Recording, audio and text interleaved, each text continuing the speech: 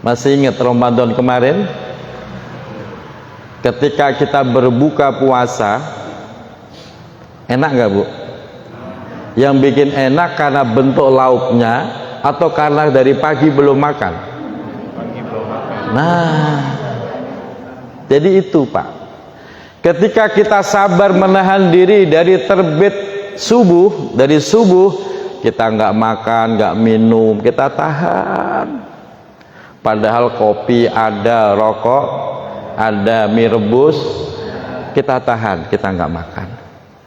Begitu adzan maghrib kumandang, ketemu teh anget, udah enaknya luar biasa. Betul. Sebabnya kenapa?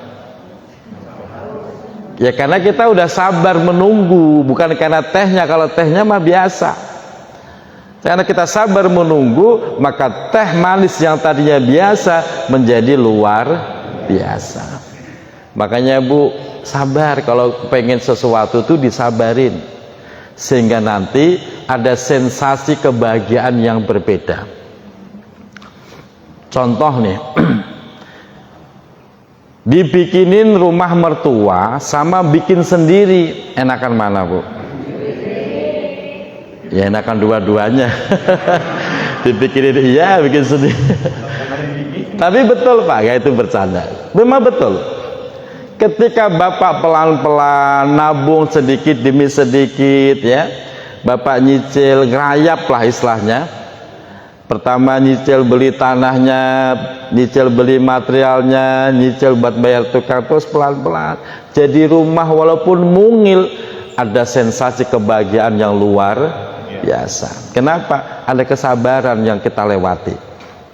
Tapi kalau semua serba instan, nggak ada proses menunggu untuk sabar.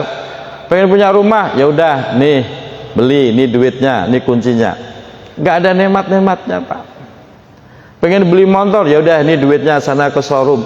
Itu bocah nggak bakal bisa bersyukur atas motor itu. Kenapa? Nggak ada jerih payah, nggak ada kesabaran. Ya, beda kalau memang kita nyicil, nabung pelan-pelan, setelah udah ngumpul baru beli motor. Orang itu pasti rawat dengan motornya. Kenapa? Karena dia merasa bersyukur, ada perjuangan, ada kesabaran, ada air mata yang membuat sesuatu itu terasa indah luar biasa. Nah, makanya Bapak Ibu, ini yang disampaikan Umar bin Khattab. Ketika doa kita ada yang belum diijabah, ketika hajat kita ada yang belum dipenuhi oleh Allah, sabar. Ntar pada akhirnya akan indah penuh dengan kebahagiaan. Ini yang disampaikan dalam kajian tasawuf. Orang pada level tertentu itu nangis bukan karena doanya nggak diijabah, tapi nangis ketika doanya justru diijabah. Dia nangis bahagia, nangis haru luar biasa, gitu Pak. Nah, makanya sabar, apa-apa itu sabar. Dan saya juga melatih anak saya didik. Anak saya pahamnya pengen apa? Ini lagi Zahira lagi ngomong terus nih Bu, anak saya, ayah pengen sepatu roda. Karena teman-temannya lagi banyak yang pakai sepatu roda. Saya tanya, udah tahu harganya belum Pak? Katanya 200.000 ayah. Banyak apa dikit? Ya banyak. Saya bilang banyak. Mbak Zaira nabung dulu ya. Ntar kalau udah banyak, kalau kurang ayah nambahin. Ini udah 3 hari nabung, ditunjukin tadi sore. Ayah, ini duit, coba dihitung. Baru 23.000 Mbak, masih jauh. Masih jauh ya ayah, masih jauh, nabung lagi ya. Ya, melatih sabar.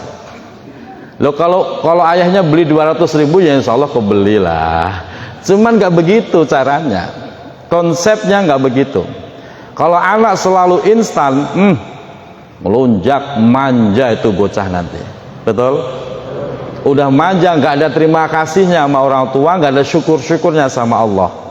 Tapi kalau dilatih nabung, ya duitnya duit saya juga yang ditabung Bu. Tiap hari ayah minta duit buat nabung, bunda minta duit nabung. Nah, ini udah terkumpul 23.000. Dilatih, Bu. Jadi walaupun bapak ibu punya duit banyak, anak dilatih sabar, biar dia tahu proses kehidupan itu menjadi nikmat kalau ada kesabaran, ada jerih payah, ada air mata di situ. Baik, jamaah dirahmati Allah. Dalam keterangan syarahnya, sabar itu salah satu arkan.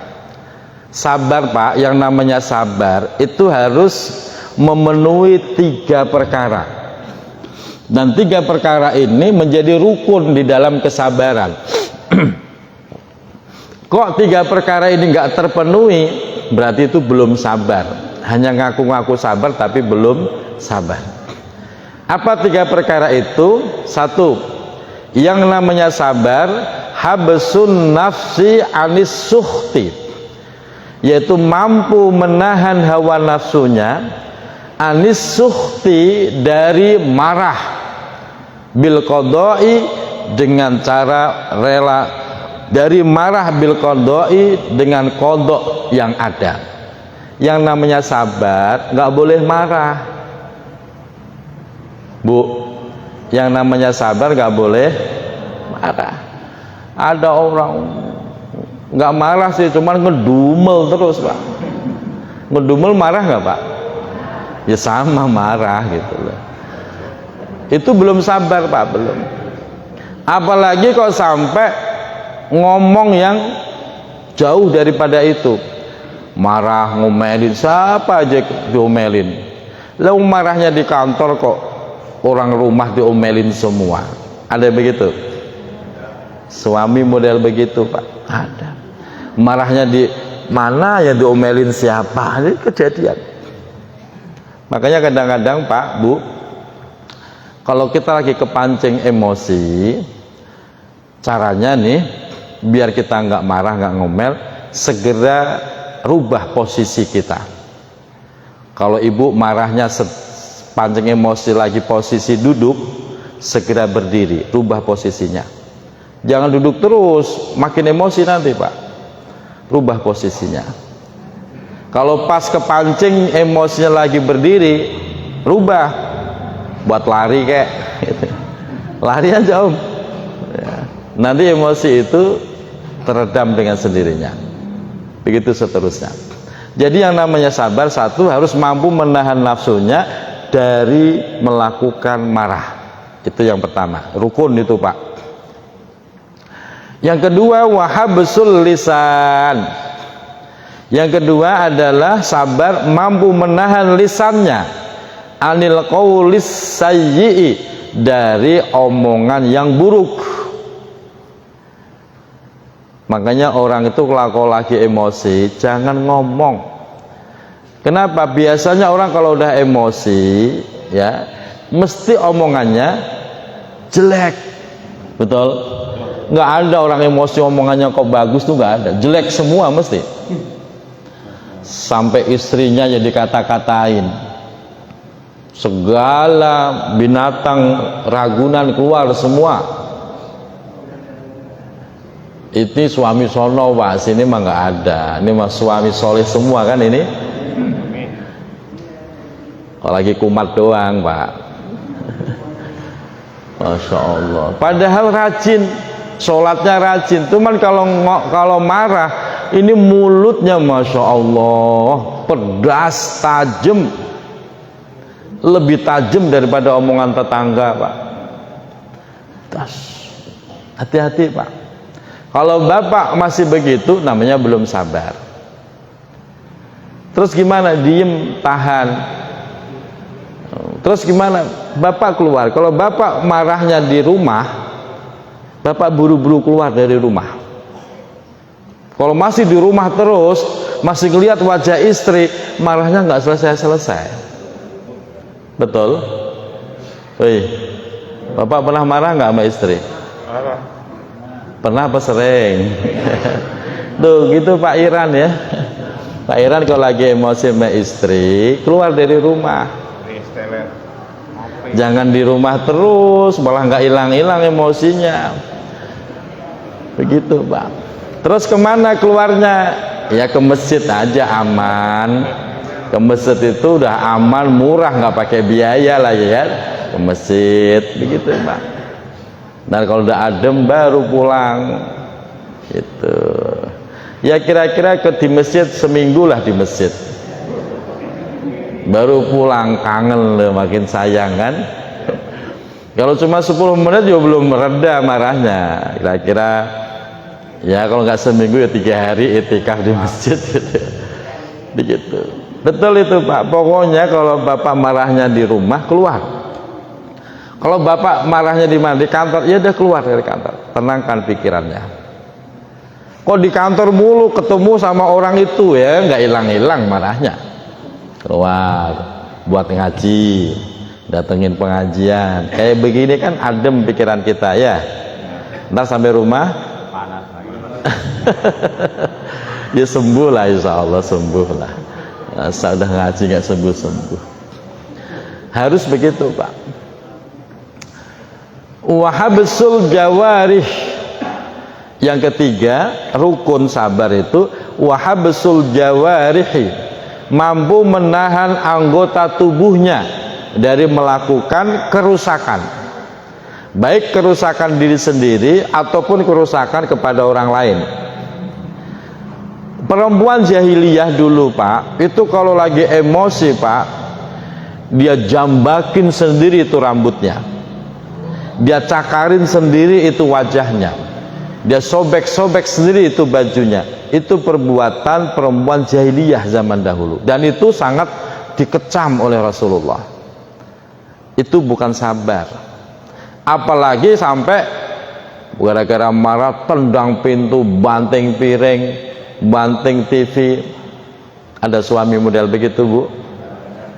Gak ada, TV-nya juga gak ada. Kalau toh ada, itu namanya gak sabar. Ngaku sabar, saya mah udah sabar loh, sabar kok nendang pintu. Sabar itu tenang, nggak ngomong, nggak melakukan kerusakan, tenang. Ya tenang, udah tenang, gitu loh Pak. Makanya ketika kita mampu melakukan 3 hal ini, kita disebut sabar. Apa untungnya orang sabar? Dalam Al-Quran dijelaskan, ulaika alaihim shalawatum mir rabbihim wa rahmah wa ulaika humul muhtadun.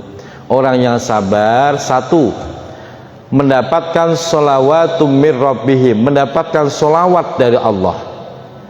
Kalau sholawat datangnya dari Allah, berarti Allah mengampuni dosa-dosa kita dan Allah melipat gandakan pahala kita. Yang kedua, wa rahmatun, mendapatkan rahmat dari Allah. Apa itu rahmat Allah? Yaitu Allah melupakan segala kesalahan kita, dan Allah akan menambah kebaikan demi kebaikan untuk diri kita. Itu rahmat Pak. Wa ulaika humul muhtadun. Yang ketiga, orang yang sabar akan dimasukkan ke dalam golongan orang yang mendapatkan hidayah, selalu dapat bimbingan dari Allah. Tapi kalau nggak sabar, ada masalah, larinya ke dukun. Adakannya begitu Pak. Kalau nggak ke dukun, dia ambil tambang tuh, dia ikat di lehernya. Dia pikir kalau udah mati urusan selesai, padahal enggak kan. Itu nggak sabar namanya Pak. Nah makanya kalau orang sabar terus dapat bimbingan dari Allah, menjadi pribadi yang lebih baik. Tapi itu tadi, rukun sabar harus dipenuhi. Nah, sabar berat apa ringan Ibu? Bu, gimana kalau Bapak? Sabar aku berat apa ringan Pak? Berat.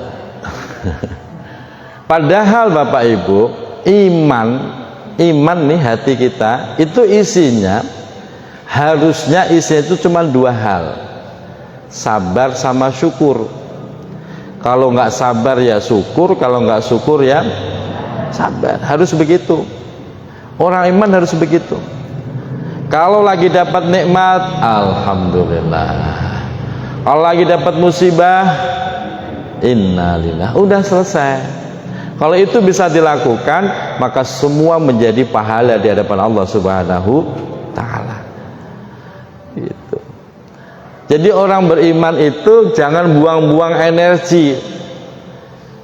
Marah lama sampai berhari-hari, capek. Marah capek nggak Bu? Bu, capek. Marah tuh capek Pak. Energi yang terbuang banyak, capek. Tapi kalau bahagia itu justru bagus Pak. Maka jangan buang-buang energi kita untuk marah. Ya kalau toh marah bentaran lah, 5 menit cukup, ya. Atau ya selama kita ya 1 seruput, 1, 2 kali, 3 kali nyeruput kopi selesai marahnya lah. Nah, kalau marah kok udah segelas ngopi masih belum hilang marahnya, berarti harus ngaji lagi itu Pak. Jadi ngaji itu tidak biar kita pinter doang Pak. Pinter tapi nggak bisa sabar, percuma Pak. Ini orangnya alim, pinter, tapi nggak bisa sabar, marah mulu kerjaannya, tersinggungan mulu orangnya. Orang model begitu Pak, ilmunya sia-sia. Mending gimana? Ya mungkin ilmunya pas-pasan nggak apa-apa, tapi dia punya hati bagus, dia pinter bersyukur, pinter bersabar. Makanya mulai sekarang kita rubah. Kalau kemarin-kemarin yang sering marah di rumah itu suaminya, dari sekarang para suami tahan, jangan sampai marah. Biasanya di rumah siapa? Suami apa istri? Istri. Pantesan banyak suami mati duluan. Emang diomelin mulu. Iya. Ayo mulai sekarang tahan Bu. Sumber penyakit itu salah satunya marah Bu. Betul. Ya kepancing emosi ya, namanya orang normal ya kepancing. Cuman mampu mengendalikan, mampu menahan, begitu loh Bu. Kok orang kok nggak pernah kepancing emosi, ya jangan-jangan nggak waras tuh orang. Kepancing iya namanya orang normal, cuman mampu menahan. Astagfirullahaladzim. Gitu loh Pak. Jadi kalau lagi kepancing emosi, tarik nafas yang kuat. Astagfirullahaladzim. Bikin kopi, selesai marahnya. Ya Om. Gitu. Itu bagi pengopi. Kalau nggak punya gantian kopi, Bapak harus punya solusi lain. Itu harus punya, karena yang tahu kelemahan diri kita ya diri kita sendiri. Oh saya itu lemah, kalau udah dikasih kopi saya nggak jadi marah deh, gagal marahnya. Nah udah bikin kopi. Saya paling nggak bisa marah kalau saya diginiin. Nah kan yang tahu diri kita. Bundanya itu paling tahu Pak. Kalau saya udah kelihatan kayak orang kepancing emosi, bundanya enak manggil saya. Gus, ini kopinya di sini. Udah saya plek, nggak jadi marah Pak. Bundanya kalau udah manggil saya Gus, ini kopinya, nggak jadi marah saya. Itu kelemahan saya. Nah, ibu harus tahu kelemahan suami. Kira-kira suami dipanggil apa nih yang menyenangkan hati sehingga nggak jadi marah? Contohnya istrinya Pak Iran datang nggak? Nggak. Istrinya Om Rio ada? Nggak ada. Nggak ada. Harus punya. Apa manggilnya apa kayak yang membuat suami itu lemah. Harus punya. Suami juga begitu Pak. Harus punya apa panggilan atau apa kayak yang membuat istri ini lemah sehingga yang tadinya mau marah gagal marahnya. Harus begitu Pak. Dan itu berlaku untuk suami, pasangan suami istri Pak. Pamnya lagi marah, kok Bapak manggil Gus, nggak ngaruh kalau Bapak yang manggil, beda. Tapi kalau yang manggil istri, nyes selesai, gak jadi marah. Kayak Mas Fahrul. Mas Fahrul punya panggilan nggak? Sayang ke istri. Yang kalau dipanggil dengan panggilan itu istri nggak jadi marah. Ada nggak? Istrinya Mas Fahrul gimana? Ada nggak panggilan sayang buat Mas Fahrul? Nggak ada. Ya udah malam ini dibikin ya. Harus ada Pak, penting itu Pak. Rasulullah itu punya semua. Kalau Aisyah udah mulai kayak emosi atau cemburu, dipanggil ya Humaira ta'ali, wahai Humaira sini deh, selesai, gak jadi marah Pak. Begitu ya. Ibu kalau nggak punya, bikin dari sekarang. Humaira itu putih kemerah-merahan. Kalau suaminya hitam, jangan dipanggil Humaira, ya Sauda ta'al, begitu. Wahai yang hitam manis sini deh. Kira-kira begitu Pak. Jadi harus punya pasangan suami istri, harus mengenali seperti itu. Kalau enggak, berantem mulu, enggak selesai-selesai. Nah, begitu caranya. Semoga bermanfaat dan semoga Allah bahagiakan kita di dunia dan akhiratnya. Wallahu a'lam bishawab. Assalamualaikum warahmatullahi wabarakatuh.